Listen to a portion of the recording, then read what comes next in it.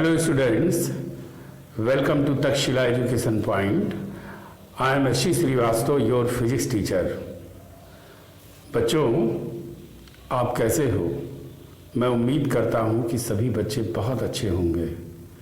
मैंने पिछले टर्म पर आपको डायमेंशनल फार्मूला निकालना समझाया था। आज मैं आपको कुछ स्पेशल प्रॉब्लम जो डायमेंशनल फार्मूला पर बेस्ड है उसे मैं आपको सिखाने वाला हूँ। और जो स्पेशल प्रॉब्लम मैं आपको बताने वाला हूँ उसकी शुरुआत मैं आपसे करता हूँ। मेरा एक छोटा सा क्वेश्चन है और वो क्वेश्चन ये है कि यदि मैं 70 kg का हूँ और आप 16 इयर्स के हैं तो इसका सम कितना होगा? आप समझ सकते हैं कि अगर इन दोनों को ऐड करने की बात की जाए तो आपको अंदर से थोड़ी सी हिचकिचाहट होगी कि अगर मैं इसे ऐड करके 86 रख देता हूं तो आप सोच रहे होंगे कि आखिर 86 है क्या? What is 86? 86 kg, 86 years। तो जाहिर है कि इस प्रॉब्लम को सॉल्व करने में थोड़ी दिक्कत हो रही है। एक्चुअली अगर ध्यान से देखें तो ये फिजिकल क्वांटिटी मास या द्रव्यमान को बताती है और दूसरा टाइम को बता रही है जो 16 इयर्स है। ये दोनों डिफरेंट फिजिकल क्वांटिटीज हैं, इसलिए इन दोनों डिफरेंट क्वांटिटीज को एक्चुअली हम लोग ऐड नहीं कर सकते हैं, इसलिए कि दोनों फिजिकल क्वांटिटी डिफरेंट है। इसका मतलब ये हुआ कि अगर फिजिकल क्वांटिटी एक नहीं है तो उसका एडिशन नहीं हो सकता। अगर मैं आपसे कहता हूं कि 70 kg माइनस 16 ईयर्स हो तब, यानी इसका डिफरेंस करें हम अगर, तब कितना होगा? तो आप देखेंगे कि ये 54 आ रहा है। 54 का मतलब होता है कि इसको मैंने सब्ट्रैक्ट किया। यहां भी आपको ये लगेगा कि यहां मैं केजी बोलूं या ईयर्स बोलूं, तो जाहिर है कि ये कुछ आपको अटपटा सा लगेगा, कुछ अलग सा लगेगा, इसलिए कि इसका सब्ट्रैक्शन भी पॉसिबल नहीं है। इसका मतलब इन दोनों एग्जाम्पल से ये पता चल रहा है कि अगर डिफरेंट फिजिकल क्वांटिटीज होंगी तो उनका एडिशन या सब्ट्रैक्शन यानी जोड़ना और घटाना दोनों ही संभव नहीं है। फिर अगर यही 70 kg प्लस 30 kg होता तो बड़े आसानी के साथ आप इसे 100 kg कह सकते थे। क्यों? क्योंकि यहां दोनों फिजिकल क्वांटिटी सेम है और फिर आपने देखा जो रिजल्ट आया वो भी फिजिकल क्वांटिटी वही है जो एडिशन में हमने लिया। इसी तरह से अगर मैं सब्ट्रैक्ट कर दूं 70 kg माइनस 30 kg तो ये आ जाएगा 40 kg। इसका मतलब ये हुआ कि अगर इन दोनों एग्जाम्पल्स को हम लोग ध्यान से देखें तो एक बात बिल्कुल क्लियर है कि सेम फिजिकल क्वांटिटीज का एडिशन या सब्ट्रैक्शन दोनों पॉसिबल है। इस छोटे से कॉन्सेप्ट का यूज करके मैं आपको कुछ स्पेशल प्रॉब्लम्स बताने वाला हूं। केवल ये अगर आपको समझ में आता है तो फिर आप बड़े आसानी के साथ इस पे बेस्ड प्रॉब्लम को समझ सकेंगे। और इसी में मैं एक एग्जांपल ले रहा हूं कि सपोज करिए कि कोई पार्टिकल इस इक्वेशन के अकॉर्डिंग मोशन कर रहा है। जहां ये कहा जाए आपसे कि v स्पीड ऑफ पार्टिकल है और t टाइम है, और फिर प्रॉब्लम ये दिया जाए कि a और b का मात्रक क्या होगा, यूनिट क्या होगा, या डायमेंशनल फार्मूला क्या होगा। तो आप देखते हैं कि चाहे डायमेंशन हो या आपका यूनिट हो, दोनों के लिए ये प्रॉब्लम बन सकता है। वो ऐसे कि मैंने अभी आपको बताया कि जो यूनिट इसका होगा वही यूनिट इसका होगा। क्यों होगा? क्योंकि यहां पर आपने देखा कि मैंने दोनों को प्लस किया है। इसका मतलब जो यूनिट इसका वही यूनिट इसका, और इक्वल टू में भी वही यूनिट होगा according to this example. KG KG KG, इसका मतलब इस पूरे का metre per second, metre per second, metre per second. समझ रहे ना? तो यहां पर यह बताना चाहता हूं कि यूनिट तीनों की सेम है। इसका मतलब डायमेंशनल फार्मूला भी अगर हम फाइंड करेंगे तो वो भी सेम होगा। अब इसको सॉल्व करने का ढंग क्या है? Dimensional formula of A and B.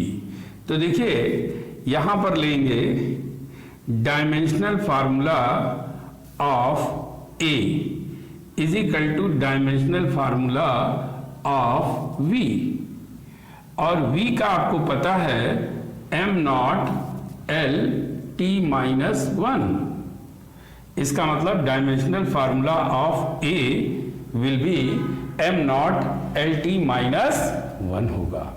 ठीक है ना? अब जरा देखिए आप कि bt का क्या होगा। तो कह सकते हैं dimensional formula of bt is equal to किसके होगा? v के। तो इसका मतलब m naught L T minus 1। लेकिन आप जानते हैं कि आपको b का निकालना है और t का ऑलरेडी आपको पता है, तो ये हो जाएगा m naught L T minus 1। और जब आप इसे इधर ले जाएंगे तो समझ सकते हैं dimensional formula of b is equivalent to m naught L T minus 2। इस तरह से आप सॉल्व कर सकते हैं। अब जरा दूसरी प्रॉब्लम पर ध्यान दीजिए। एक और इसी तरह का प्रॉब्लम मैं लेता हूं कि v equal to a plus B T plus C upon D plus T. v यहां पे स्पीड है और t जहां भी है वो टाइम है। We have to find dimensional formula of a b c and d। Sorry d, ये इसका डायमेंशनल फार्मूला आपको बताना है। अब देखिए कैसे बताएंगे। यही फॉर्मूला या यही बेसिक कॉन्सेप्ट यहां पर भी यूज करना है कि जो a का होगा वही v का होगा, जो bt का होगा वही v का होगा, जो c upon d plus t का होगा वही v का होगा। क्यों? जो यहां पर है आप देख रहे हैं वही यूनिट यहां भी है, वही यूनिट यहां भी है, तो तीनों जगहों पर डायमेंशनल फार्मूला भी सेम होगा। तो अगर इस कॉन्सेप्ट को यूज करते हैं तो देखिए आसानी से निकल आता है डायमेंशनल फार्मूला ऑफ ए। क्यों? यहां आप ले सकते हैं डायमेंशनल फार्मूला ऑफ वी। तो ये आपको पहले से पता है m naught L T minus 1। तो डायमेंशनल फार्मूला ऑफ ए निकल आया। सिमिलर वे में अभी bt का मैंने आपको बताया, डायमेंशनल फार्मूला ऑफ bt तो देखिए यहाँ भी M naught L T minus one होगा। टी का आपको पता है कैपिटल टी है, तो बी का अगर निकालेंगे तो M naught L T minus to हो जाएगा। अब सबसे बड़ी प्रॉब्लम कि इसका पूरा सी अपॉन डी प्लस टी का तो आपको पता है कि वी होगा डायमेंशनल फार्मूला, वी का जो होगा वही होगा। लेकिन अगर ऐसा दिया है तो यहां पर मैंने थोड़ा सा आपको कंफ्यूज किया है। लेकिन अगर वही कॉन्सेप्ट कि एडिशन अगर दो फिजिकल क्वांटिटी सेम है तो ही हो सकता है। इसका मतलब यहां दो फिजिकल क्वांटिटी आप देख रहे हैं डी प्लस टी, ये सेम होगा तभी तो ये ऐड हुआ है। अब देखिए यही से आपको क्लियर हो जाना चाहिए कि यहां एडिशन किया है तो जो टी का होगा वही टी का होगा। इसका मतलब dimensional formula of D is equivalent to M naught L naught T, ये होगा। अब जब हमें ये पता चल गया तो सी का भी निकाल सकते हैं। कैसे? Dimensional formula of C upon D plus T is equivalent to M naught L T minus one. अब देखिए डायमेंशनल फार्मूला ऑफ सी नहीं पता है, लेकिन डी प्लस टी का तो पता है, तो ये हो जाएगा। क्या दिक्कत है? आ गया ना, एल टी माइनस वन। अब इसे आप इधर कर दीजिए तो देखिए dimensional formula of C is equal to M naught, यहां टी ले जाएंगे तो एल और टी नॉट आ जाएगा। तो इस तरह से इस छोटे से कॉन्सेप्ट का इस्तेमाल करके, यूज करके हम लोग बहुत आसानी के साथ ये निकाल सकते हैं। चलिए नेक्स्ट प्रॉब्लम भी मैं इसी पर बेस लूंगा, लेकिन बहुत ही इंपॉर्टेंट प्रॉब्लम है जो अक्सर पूछा भी जाता है कि आपने गैस इक्वेशन पढ़ा है PV equal to R T. अब मैं अगर आपसे कहता हूं कि इस इक्वेशन को अगर रियल गैस के लिए लिया जाए तो इसका इक्वेशन होता है P plus A upon V square, V minus B equal to R T. इसे कहते हैं van der Waals equation. Van der Waals equation, इस वंडर वॉल इक्वेशन में P प्रेशर है, V वॉल्यूम है, R गैस कांस्टेंट और T टेम्परेचर। आपको A और B का यानी dimensional formula of A and B ये फाइंड करना है। तो देखिए कितना आसानी से वही पुराना कॉन्सेप्ट यूज करके हम लोग कर सकते हैं।